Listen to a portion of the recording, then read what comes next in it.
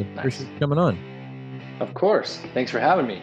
Absolutely, yeah. It's really cool to get to kind of learn from you tonight and kind of pick your brain on some stuff. I know I have a lot of like athletes on. I have a lot of people who are interested in their bodies, really interested in their health. They love working out, they love training. A lot of bodybuilders listen to the podcast, so I'm interested in kind of learning a little bit about how that's the stuff that you do kind of applies to them as well. So just really appreciate kind of you sharing tonight. Absolutely. I'm super grateful to be offered an opportunity to differentiate what this type of work is and how it integrates into heavy lifting, bodybuilding, any kind of proactive lifestyle that involves exercise routinely. Just like anybody gets an oil change on their car, we put a certain amount of mileage on our muscles, on our joints. And I stress that to a lot of people that, we can only do so much, on ourselves therapeutically. And then once we hit that wall, it's kind of that ultimate lesson of life that you have to ask for a little bit of help. And, I like to once again show that this work is different and is a lot more effective. So is there any questions that you have specifically for this type of modality or anything? Well, first of all, I think it's really interesting because a lot of people that are in the fitness world, whether that's just fitness for the love of fitness or for bodybuilding or for powerlifting, whatever it is that they do, I think it's so common to have that mindset of like go, go, go, you know, more is better. Um, how much can I lift? No days off, all these kind of things. These are just kind of ingrained in us, as a general rule for people who enjoy going to the gym kind of for whatever reason, I feel like. So taking that opportunity to slow down and what you're talking about, that maintenance, that recovery, whatever you want to call it, that repair time, it's something that I've found to be from the people that I've talked to, it's something that they really value from the, like bodybuilders at the highest level. They really see the value, they really understand it, they physically experience it. So I think it's really cool to kind of combine the two kind of mindsets of like, okay, we understand how serious like training is, but we also understand that we can't train as hard, we can't train as well, we can't train as often if our body's not, ready for it. Absolutely. I couldn't agree more. I would say a big conversation I have with my patients is understanding the psychology. There's a lot that goes into wanting to lift, wanting to get big, um, and having a certain plan from point A to point B to get there. And the relativity for each person is, we have an idea of what that timeline is going to take, and then our body has its own timeline, right? So, really, what I've seen over the 5 years plus doing this is the spectrum of body awareness.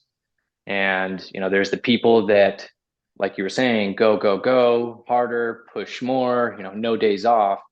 They desensitize, they disassociate themselves from that body awareness, where instead of going, hey, something's starting to like feel a little tweaky doing this lift, maybe I should modify or regulate.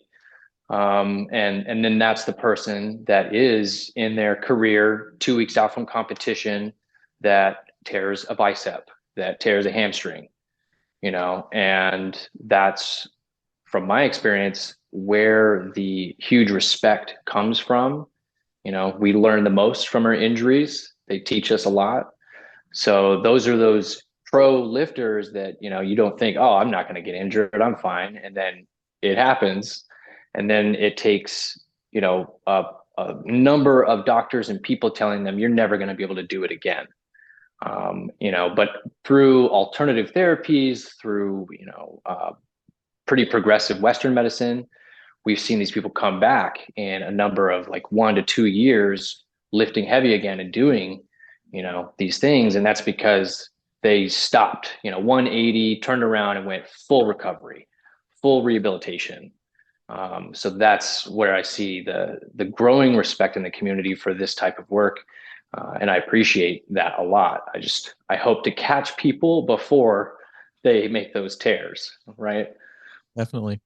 And it's something that I can relate to on a big level because you mentioned like you dissociate yourself from almost like how you truly feel. You're just like, at least in my experience, I feel like I know like, okay, I need to do certain things, but it's almost like this craving of kind of going back to it again. It's almost this craving of like, oh, I love to work out. I love the feeling of working out. I love the feeling after I work out and during working out. And, you know, and then even though I might be going into a workout feeling like, oh, I'm kind of tight in this region right now. I'm kind of, you know what, this muscle's a little bit maybe not as recovered as it usually is after X amount of days of rest, or, and I kind of push it away. And it's actually really weird because today I was thinking like, I know some things to do. I know the importance and the benefits of it.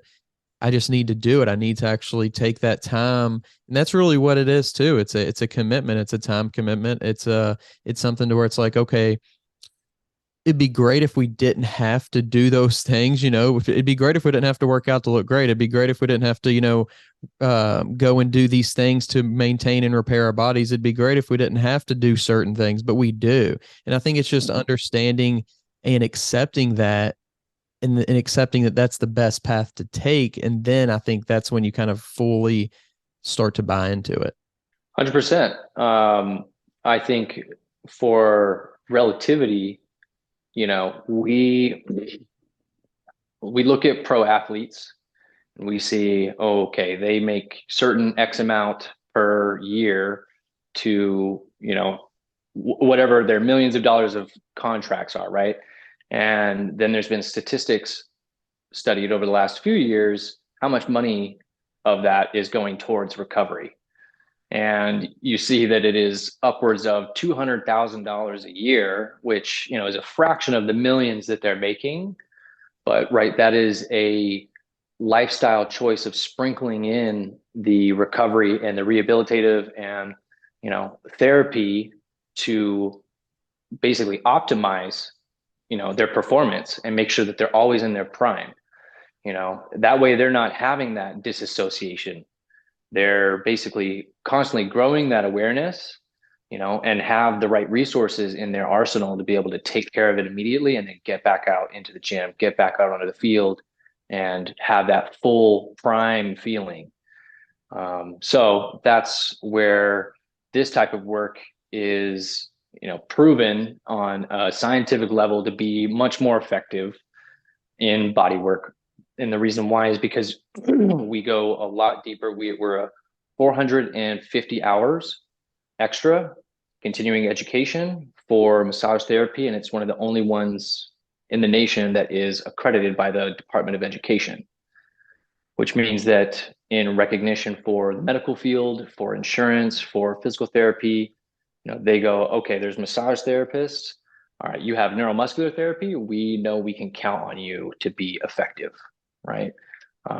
And that's where just trying to build a reputation is there's so much kind of stereotype of what massage is out there. The people on billboards laying on a table and like hot stones on their back, right? So that doesn't pull people who lift the way that we do, to going, all right, I need that.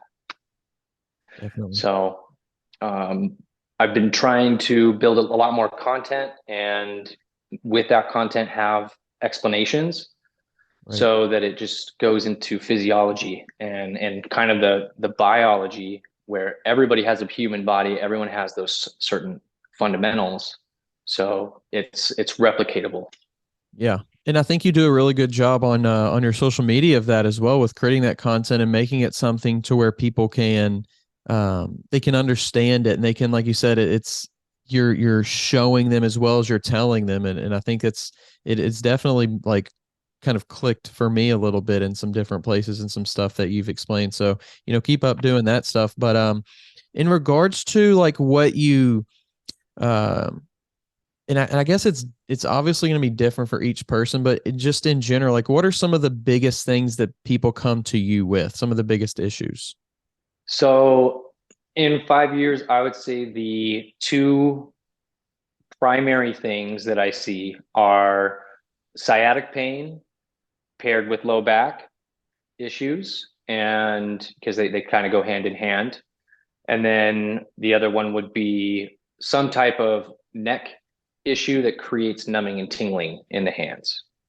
And, I would say 1 out of 3 patients, that's their initial complaint.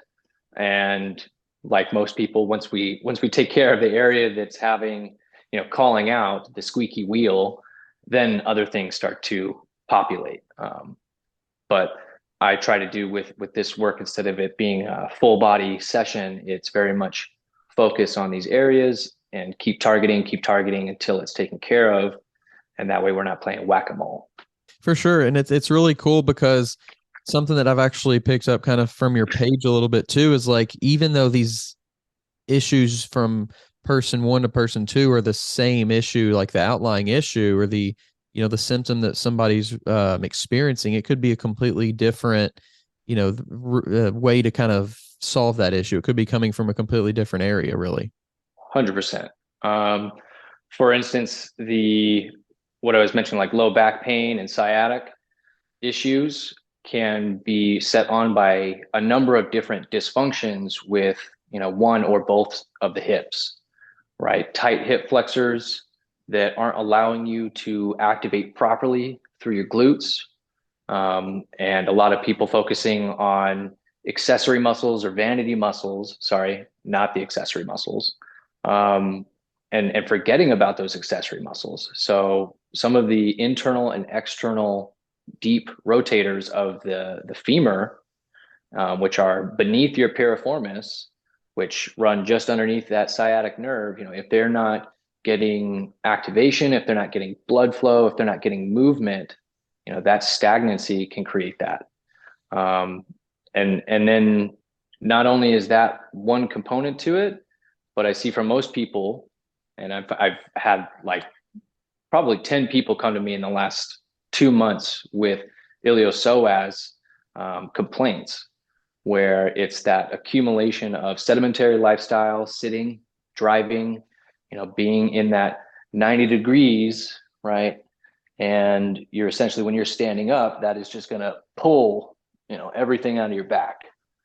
So the 2 years that everybody was in quarantine or doing, whatever lifestyle and trying to get back to moving. So there's just dysfunctions and they're going to happen. It's inevitable. And that's what I try to stress to people is just make sure you have the right tools to undo those dysfunctions. Otherwise they're going to hold you back from that level of fitness and lifestyle and quality of life that you deserve. Yeah. And you mentioned kind of some of those people doing some of those more like vanity style movements or like workouts and stuff like that can cause some issues. But are there bigger, maybe more compound movements that do hit some of those smaller smaller areas, those accessory areas better? Or is it something that, hey, let's focus on doing some of these smaller exercises to hit those specifically? In my experience, the over your emphasis on the vanity muscles and the larger lifts without the accessory, right? You're going to overdevelop and overtone these pretty muscles, but at a certain point, you're going to plateau by only focusing on those with the accessory muscles.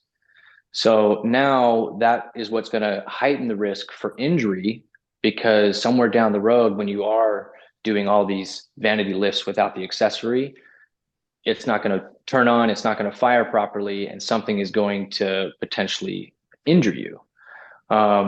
So I usually coach people. I'm like, look, you can keep doing all of your big lifts. That's fine. And I understand everybody has a time set at the gym for, I want to be here for an hour or 45 minutes or 2 hours. But the accessory work, if you sprinkle it in properly, it takes 15 minutes of, turning these things on, doing external rotations, doing, internal, external rotations with the hip, um, scapular rows, things like that, that just, you have to isolate those small ones. And then when you get back to the big lifts, you're going to feel this, oh, wow, everything is working in synergy instead of, okay, something feels a little bit off. Right. Yeah. And so you've kind of mentioned it a little bit so far, but what are some of the methods that you use um that people, it's, they may be experiencing some issues, they want to figure out somebody around them, but they don't really know exactly even what to ask for, what to look for. What should they kind of experiment with and see what works for them? My best resource recommendation for anybody that's not local to Las Vegas, there is a great website called findamassagetherapist.org. It is paid for and created by my professional liability insurance, AMTA, where it's basically a directory. You can plug in your state and keywords for the type of therapist that you're looking for. And my modality is neuromuscular therapy. So you can see if there's a neuromuscular therapist in your area. Um, because that is limited to the school I went to in California. And it's not as easy for therapists to transfer states and licensures and certifications.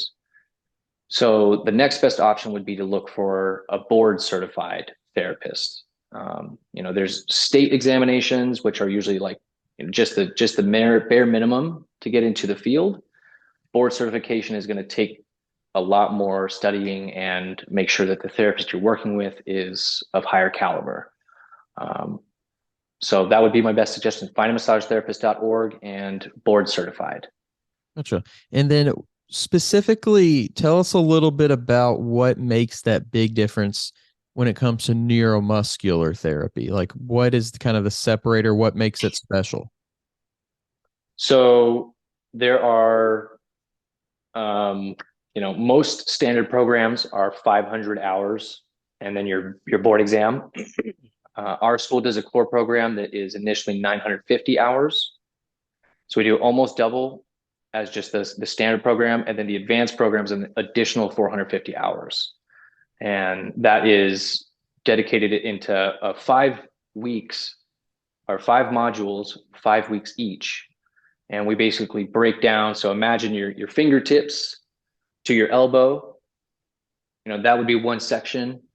And then we do that, to these 5 different sections. And we spend 5 weeks on just that area, going over anatomy, going over kinesiology, the different physiological functions of doing body work there, causes of injury, symptoms, and also how to do the correct body work corresponding the condition, and then follow up with corrective exercises. So strengthening, making sure that as much as people want to rely on body work sometimes, and I see this all the time, is like, you want to break it and then you want me to fix it, right?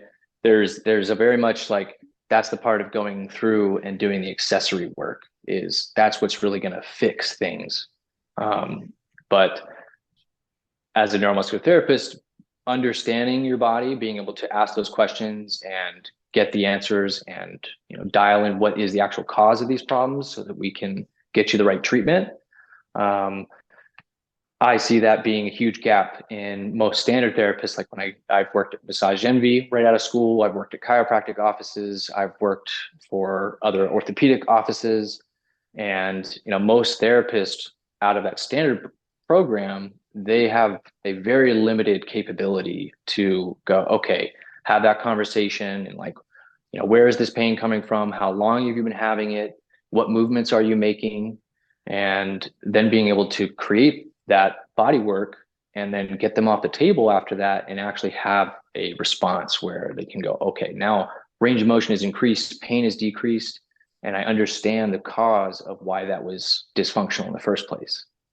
Right. Someone just saying, get on the table, let me push on it is it's elementary compared to what people in this industry need. Right. And so when it comes to like I guess really anybody, but specifically a bodybuilder comes to you and they're like, okay, we want to, start taking this side of things more seriously. what would you tell them some of the benefits are going to be? Like, obviously from like a performance aspect, but more specifically, like, um, how does it impact their body building, from training to stepping on stage?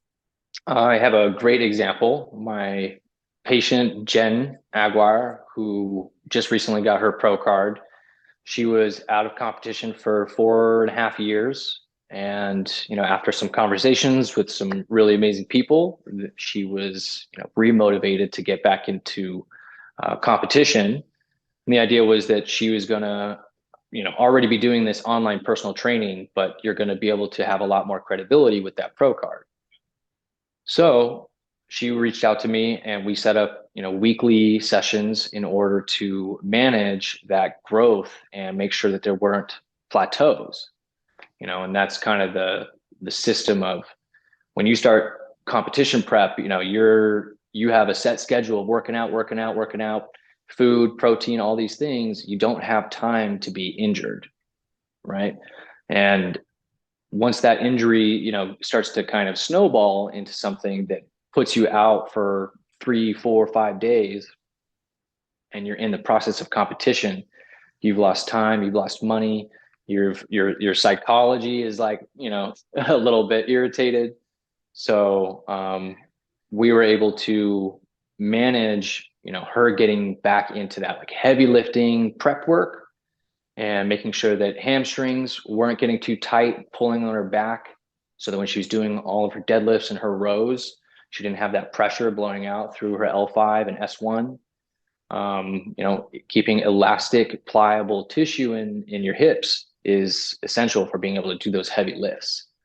And then same thing, I think we also worked on her abdominals and her psoas because she wanted to really focus on activating farther into her vacuum.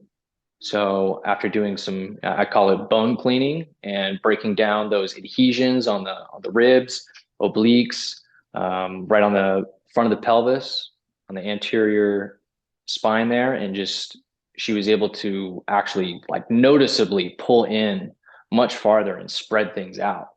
So it's kind of fun to see that direct result when somebody of high caliber and high awareness and high activation of their body, they come in with a restriction, they respond really well to the work, and then they get back into the gym and things they're just moving again very, very nicely. Yeah. And when you mention something like bone cleaning, I think most people, it's either going to be like, whoa, that sounds really cool, or that sounds like terrifying. Like, how do you kind of sell that without like, having maybe like a negative reaction? um, so, there's a huge, connotation in the massage industry of like deep tissue. What is deep tissue, right? I was taught in school that that was a term coined by consumers. Like there's not necessarily massage therapists that are taught deep tissue.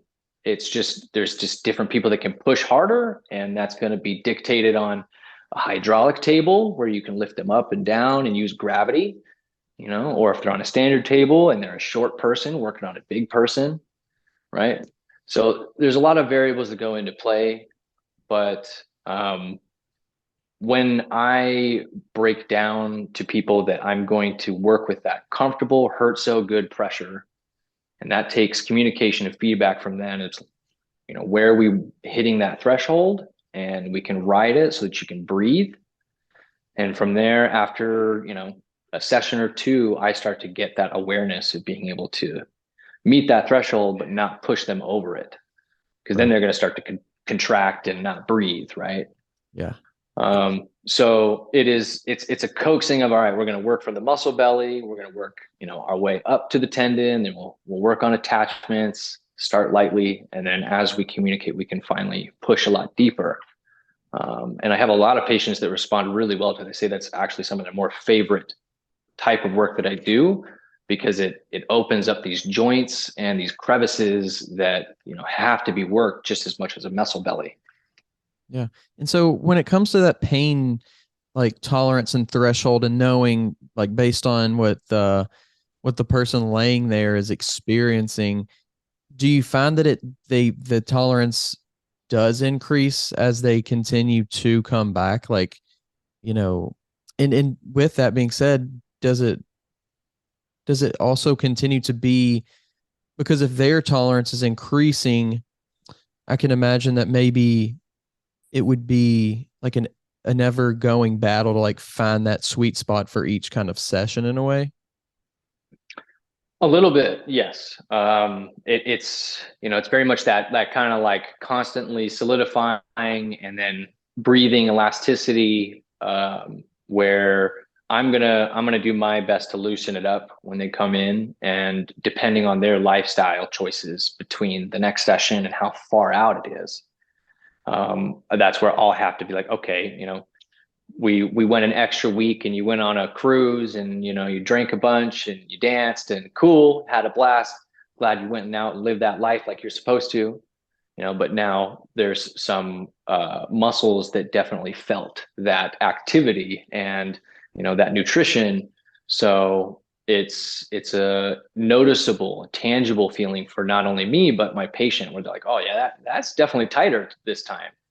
And then to your first question, yes, people that I see over a period of, 3, 6 months, 2 years, that tissue, it starts to get a lot more re-educated.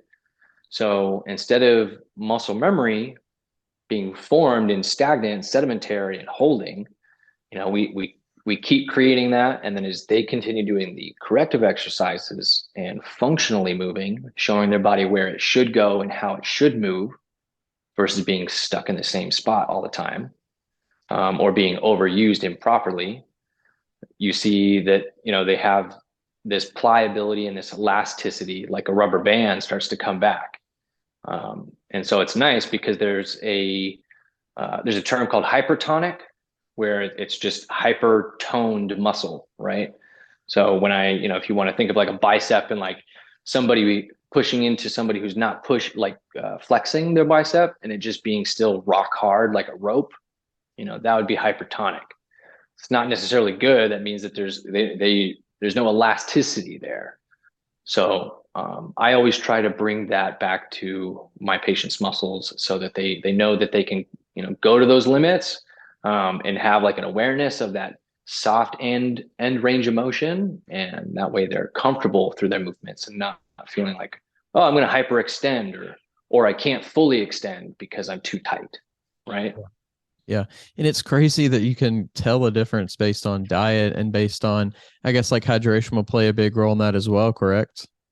Absolutely. It's very easy to call people out who are not having their water, and that's kind of the nuances. People that just have lifestyle choices, and you can only bring a horse to water, as the expression is. But if they don't want it, then I always do my best to encourage them, and it's just that idea of being a supportive accountability buddy, and refreshing them that, like, these are the things that will help. These are the resources that your body needs. These are nutrition facts. These are, not opinions. So if you want to keep having the same physical feeling and repetitive chronic pain, then you're gonna keep making the same lifestyle choices. So Yeah. that's the other part of my job, is just holding people accountable. Like, if you want to feel better, you got to make some changes.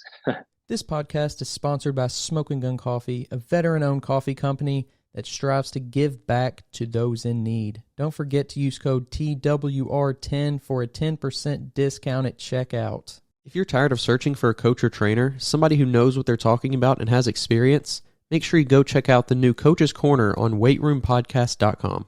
You can find quality, qualified coaches to help you achieve your goals, whether that's in bodybuilding or just general fitness. Stop wasting time and start achieving your goals today. The link to the Coach's Corner is down in the description below. Yeah, and I think that's another big reason why people go to a person like you, or that why they have a trainer, why they have any kind of, like you said, just person in their life that knows something about what they're doing, is so they can be held accountable, and so they can also so they can kind of have that positive reinforcement too when they are doing things well. I think that's another big one. Absolutely. I am a huge advocate for constructive criticism where, most of my patients, I think feel that is I give them huge kudos. I check in with them. I make sure that they feel supported in that follow through step. And that way, when they come back here, it's a lot more of like we're working together versus I'm working on you, or so it's a nice relationship builder, and that's the part of it being uh, you know trust of this is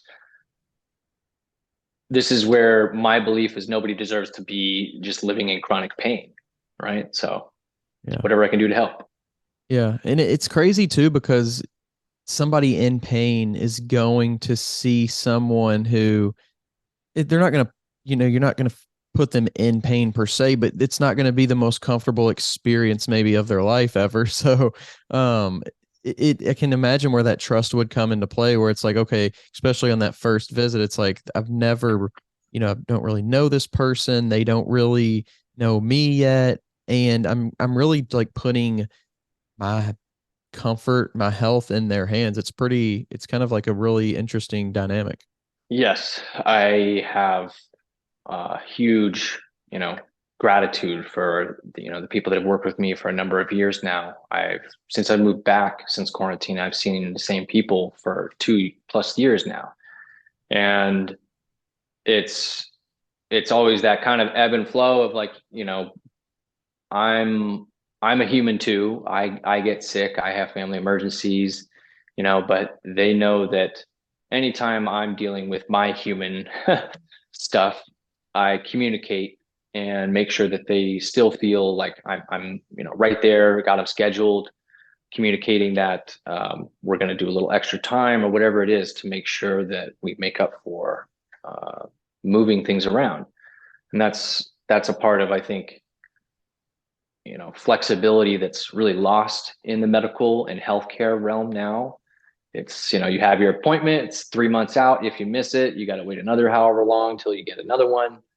And, that impersonal touch is why it's like, well, I don't know. It's hard for me to see that dynamic and know that I can do something about it for my patients. So Yeah. Yeah, it's really cool that you mentioned that. I think a lot of people can relate to that. And it's cool from the people that I've talked to on this podcast to kind of do something similar to what you're doing.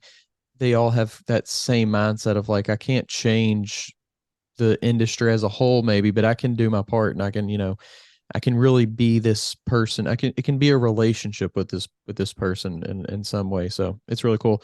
As far as like bodybuilders versus non-bodybuilders though, is there something that you maybe do or don't do or recommend or don't recommend for one versus the other just based on their goals? well, the general rule is that bodybuilders need yoga and that yogis need bodybuilding, right? So I like to break down a core piece of information that's subjective to each person, where genetically you're going to have a certain, line up on the spectrum of your tissue being dense or being stretchy, elastic. And we've all met somebody that's hypermobile that can, do the double jointed tricks, right? And then we've met, know somebody else or themselves are like, there's no way I can do that. My joints, my muscles, my tissue, they just don't do that. So understanding where you fall on that spectrum, uh, people who are more hypermobile, they need strengthening because the integrity of their joints is already laxed compared to somebody of dense muscle, right? That's why they can hyperextend. So just understanding that, being really smart and form precise, so that you can tighten things up the right way, it's going to be really beneficial for someone who's, a yogi or not bodybuilder that has a hypermobility and needs to get some strengthening. And then body work would play into that is, because their muscles are more rubber band style, we're not going to do as much pressing super hard and deep. It's more of just continuously like molding and like turning it into stretchy elasticity again, so that they have access to it. But if we push too much into that kind of tissue, it'll bruise. On the other side of that, builders or more dense people, right? Your tissue, for whatever reason, forms more collagen proteins that makes it harder for you to stay elastic. So the priority for you is maintaining that mobility through your bodybuilding journey, because as you lose range of motion, you know, say you do, a ton of bicep curls, and now you can't fully extend your arm, but then you want to go and do a power press overhead, you know, you're going to be limited in being able to do that overhead movement just because of how tight your biceps into your shoulders are. So that's where we see a bicep tendon tear. We see some injury of some kind in the shoulder, and just I like to have that understanding that you got to kind of know that everyone has a different body type and style, and without understanding those fundamentals that are genetic, you can't really make a next best step. Right. No, yeah, I think that's very interesting. I've never really heard anybody talk about that from like a perspective of someone who has like a lot of mobility, a lot of flexibility, how that kind of the harms of that and the downsides of that. I've never really even thought about it myself. It's actually pretty interesting to think about. But um outside of the gym, outside of coming to you and maybe like on a regular schedule even, what are some things people can do maybe like at home to help with their just with their body and in general, whether that's to stay in good shape or to maybe alleviate some pain? I suggest to a lot of my patients that are not bodybuilders, they are the average 9 to 5 working person, and their huge reluctancy to change in the lifestyles choices that'll create that pain-free journey is, I'm like, you just got to have things in your immediate environment at home: resistance bands, a foam roller, and maybe some stretching ropes, things to be able to hook onto your feet and get your hamstrings, and yoga mat. So those few resources to be able to, at the end of your super long, compressive and loaded day, it's important to take that minute to get some new oxygen in you and to get some stretching or mobility of some kind, so that you're going to basically optimize your capability to sleep best.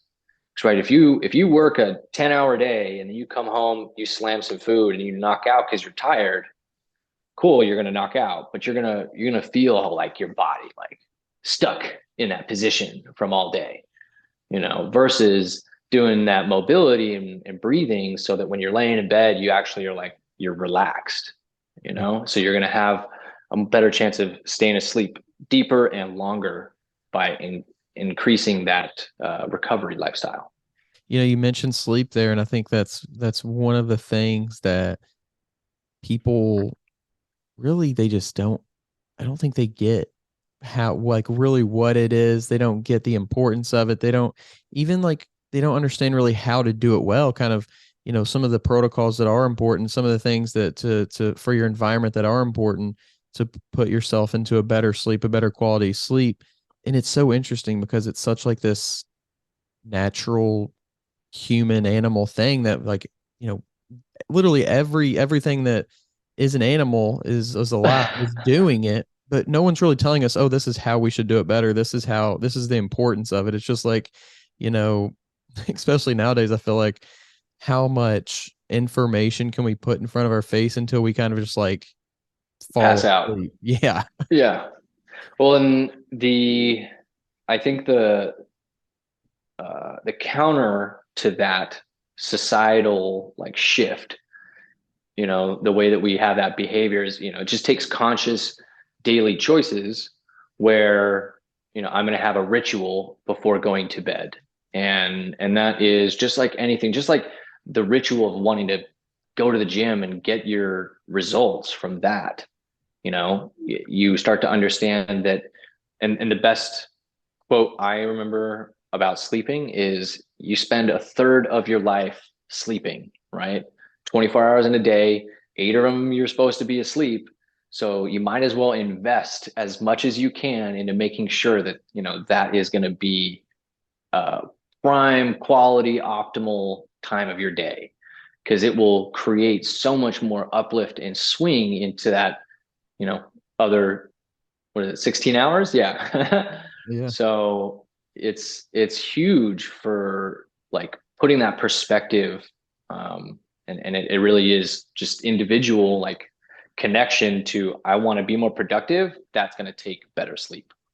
A lot of these things, everything that I've just, spieled onto you is things that were told to me in the last 5 years, as well as, some independent research, but just these tips, these tricks, and understanding, some fundamental truths to our health and our body, and then the psychology of, once again, what society and social media makes us think about that versus the reality and the truth.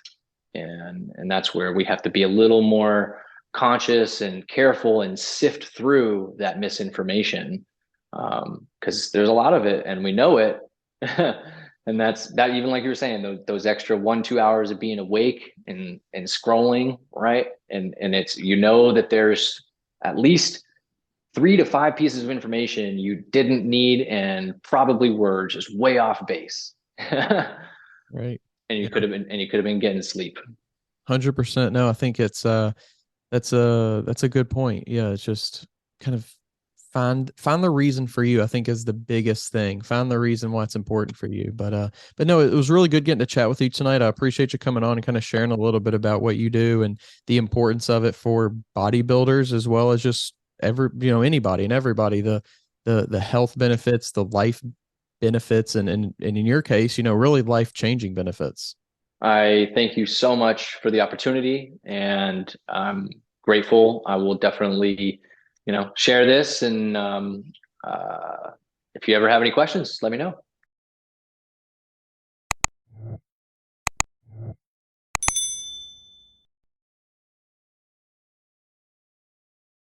If you're tired of searching for a coach or trainer, somebody who knows what they're talking about and has experience, make sure you go check out the new Coach's Corner on weightroompodcast.com. You can find quality, qualified coaches to help you achieve your goals, whether that's in bodybuilding or just general fitness. Stop wasting time and start achieving your goals today. The link to the Coach's Corner is down in the description below.